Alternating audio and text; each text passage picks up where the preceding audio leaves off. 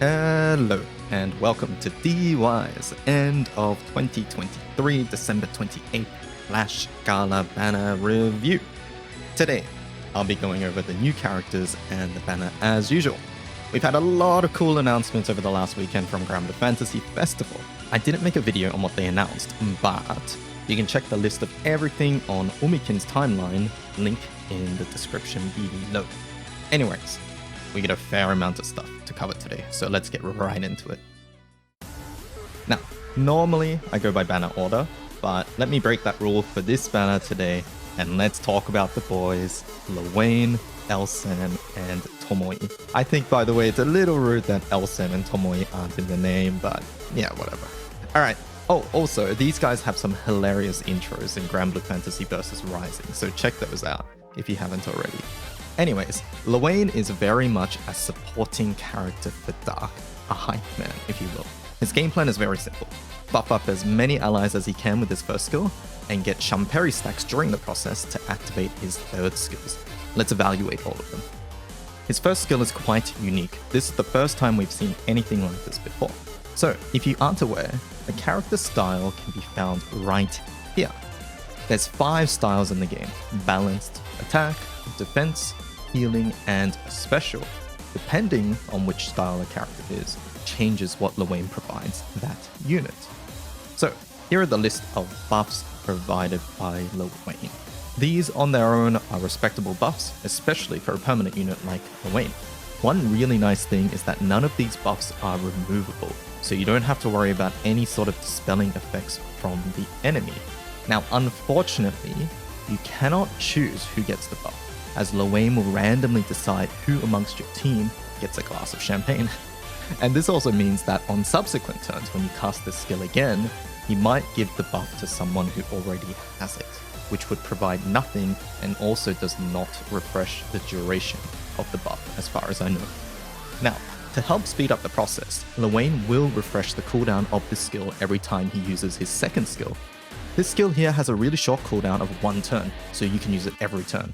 What this means is that he can cast this skill a maximum of 5 times until his max HP is 100% lowered and he's stuck at 1 HP. So, it looks like while he's handing out champagne to everyone, he's also getting wasted in the process, which is very thematic of the character. Now, before we talk about the third skill, we have to talk about his Shamperi stacks. Let him cook. On their own, they provide Lowain with healing specs, multi-attack rate, and charge bar gain. The way he gets these stacks is through using his second skill, and he also receives a stack each time a character affected by his first skill uses a charge attack. Let him cook. By the way, Lowain will also deal a skill nuke each time any of these units charge attack, which is a nice bonus. Let him cook. Anyways, Lowain starts at 0 stacks and can have up to a maximum of 10 stacks. So by turn 5, Lowain should have 5 stacks just from using his second skill. He will need to receive the other 5 from his rizzed up teammates' charge attacks. Let him cook. Getting 10 stacks is important here, since only at that point can Lowain use his third skill. This skill provides a permanent buff to Lowain. On initial cast, it also provides the entire team with height and 100% charge bar. And while the buff is active, he will provide the entire team with some nice charge attack bonuses. Now, since his first skill targets a random ally, it's hard to determine exactly when Lowain will be able to use this skill, but hopefully it's before he gets blown up for having a bunch of max HP lowered debuffs from his second skill. Now, while Lowain will very likely be fragile due to the way his S2 debuff works, one thing that will help out is his charge attack. It provides him with 5,000 shield, so it will give him a little buffer, a little reprieve from all the drinking he's done. Lowain's looking to be a support buffing unit for Dark in full auto setups. He's unlikely to be used in anything meta or competitive due to his randomness, but I think a fun kit like this really suits the character a lot. Alright, moving on to the star of the banner. Let's talk about Grand Zeta. Zeta's game plan is very simple. Deal as much normal attack damage as possible. She achieves this through a couple of different methods, and some of them are quite unique. Before we get to her skills, I think it's important that we take a look at her passive first. So, Reverse Reawakening most notably sets Zeta's charge bar to 100% at the start of the battle. This effect is really significant, as some of her skills are activated through charge bar and how much charge bar she currently has. The first example can be seen in this passive itself, where she receives a one-time 30% bonus fire echo and skill cooldown cut if she ends the turn at 100% charge bar or higher. Similar to her first passive, her S3 also changes depending on how much charge bar she has. If you have 99% or less, it will pretty much just be a nuke that also raises Zeta's charge bar by 20%. But if you have 100% charge bar or more, she gets a very powerful one-time assassin effect. Obviously, you want to use the Arves Fugue version of this skill as often as you can, so keeping Zeta above 100% charge bar will be really important. To help out in this regard, her second passive will boost Zeta's charge bar by 20%, each time 3 triple attacks are performed by fire allies, including herself. This effect can activate multiple times per turn, if you're using something like Tag Team or Percival S3. And the skill nuke from this passive is quite significant also, dealing somewhere between 3 to 4 million damage in developed grids. Every time this happens, it will raise her flame-tipped stacks, which erases her attack, damage cap, and charge bar gain, all of which are stats she very much wants. Now, Zeta also has a couple ways to consume all this charge bar she's generating. First is the normal approach, which is simply dealing a charge attack. She does have a charge bar limit of 200%, and can only use a charge attack at 200%, so you will see her OD a bit less than regular units. Her charge attack on paper deals a massive amount of damage and also provides a nice 2000 damage mitigation to allies.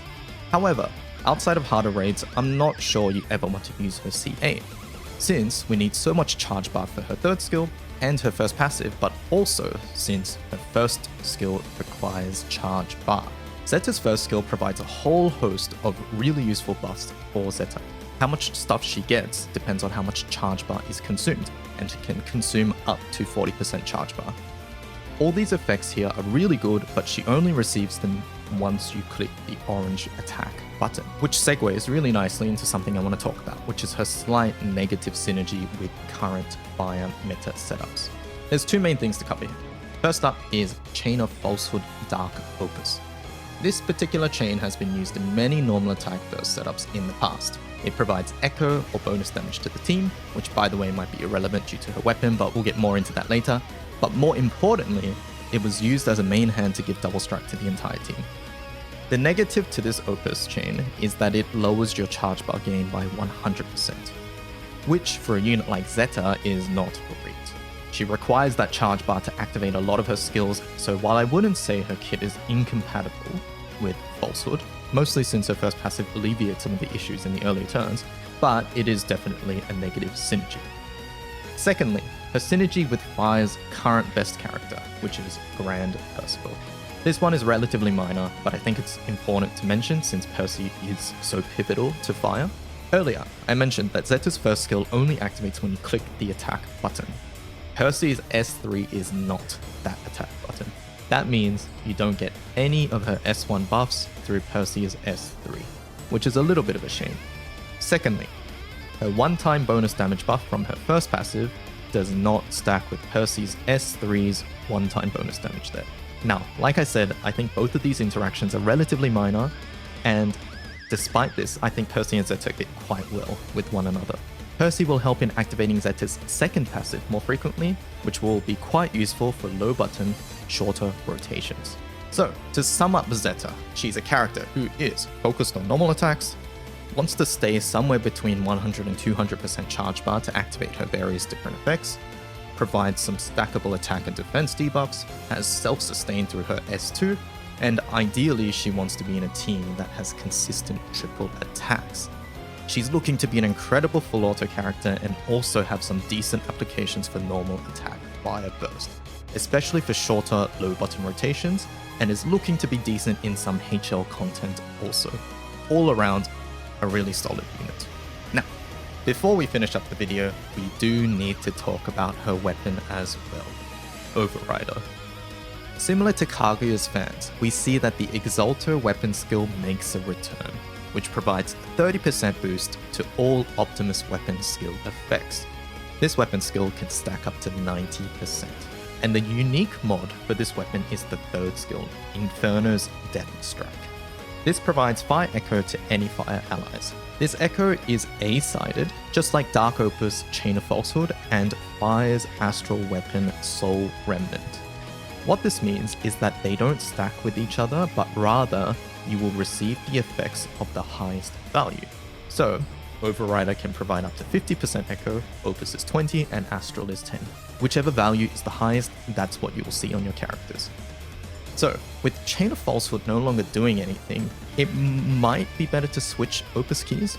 Now, an important thing to note here is that current Fire Burst heavily revolves around the Falsehood Chain's charge attack effect, which provides double strike to the entire party.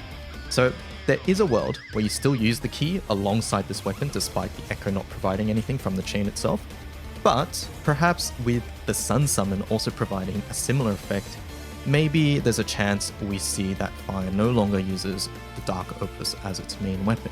We will just have to see. Let's take a quick look at how much Echo Overrider provides. These numbers here are assuming you have FLB Wilna summon and Mikhail in the party. Based on these numbers here, and my personal experience with Kaguya's fans, which have a similar effect, is that you will probably want 2 to 3 copies of this weapon for Agni grids. And for Overrider in particular, I think 3 copies might be looking a little bit more important overall. Here are some theoretical grids I made last night. I'm sorry about the presentation, I don't have some of these weapons, so I can't show it to you in game, so this crappy Google Doc will have to do. But basically, we have 2 grids here. One is utilizing the crit provided by Overrider themselves to achieve 100% crit rate, and the other is running more Kappa with extra Lord of Flames copies. On paper, I think both grids here look decent. I think which grid deals more damage will come down to whether you can cap your damage with the extra LOFs. Raw damage might be an issue here, but that's something we will have to see. Now, take all of this information here with a grain of salt. This is pure theory craft, and I'm sure in a practical context, things will change. But regardless, this weapon is looking incredibly core for Fire, and 100% something any Agni mains will want to get their hands on. Exactly how many copies is up in the air, but I will not be surprised if that answer ends up being 3 copies. Okay, so with all that info out of the way, should you spark? In my opinion, this is a pretty decent banner to spark. If this banner had happened outside of Roulette, just like Kaguya or Gabriel, I probably would have said it's fine for Agni mains, but probably hold if you're not. But with Roulette giving a discount, I think it makes this banner a lot more enticing and a better spark overall. Just consider a couple things for me before you go crazy with spending rolls. First up, we have 2 more resets, which means potentially 2 more free Roulette rolls on this banner. Please wait for those rolls before sparking. You might get everything you want with the free rolls, making any additional rolls you spend basically wasted. So please wait for those. Secondly, with what was revealed at GBF Festival, we know that Legend Gala will contain Tyra, Grand Uriel, the Dragon Zodiac, and most importantly, the 000 summon. I'm telling you right now that unless 000 ends up being really bad, which I doubt, you will want to spark that banner. This is because that summon will not be sparkable or tixable, which means rolling for it on Radar is your best chance at acquiring it. So, sparking that New Year's banner is very important. So please make sure that if you end up sparking here, that you have enough rolls left still to spark on New Year's. Okay, and that's it from me. Phew, that was a big one. And I have to do it again in 2 days for Legend again. Oh boy.